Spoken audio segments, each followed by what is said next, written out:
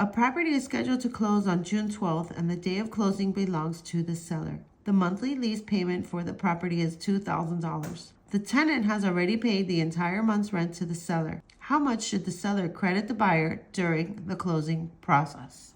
Since we're working on a monthly rent amount here, we're going to use what is called the DAMS method,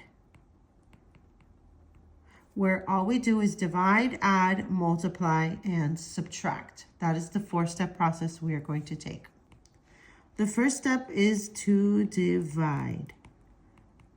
We're going to take the total month's rent of $2,000 and divide it by the number of days there are in June, which is 30. Had this been the month of July, then you would have put 31 days here, leaving this a total of $66.6667. Do not round in this step. The second step is to add.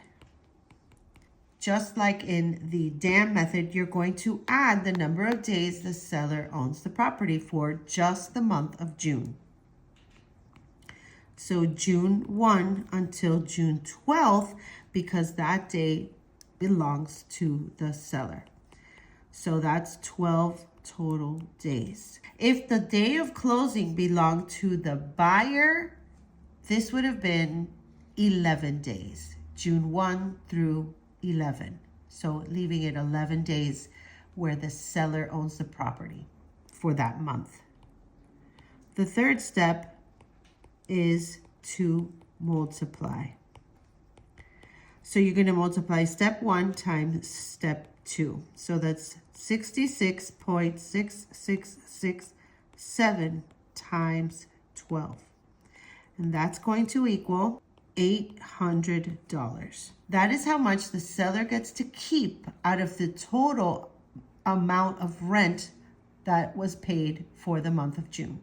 Now, the fourth step is to subtract. So all we're going to do here is subtract the total amount of rent from what the seller gets to keep to see how much we have to credit the buyer or give to the buyer. So $2,000 minus $800 is going to equal a total of $1,200 that we're going to debit the seller and credit the buyer. So the answer here is A.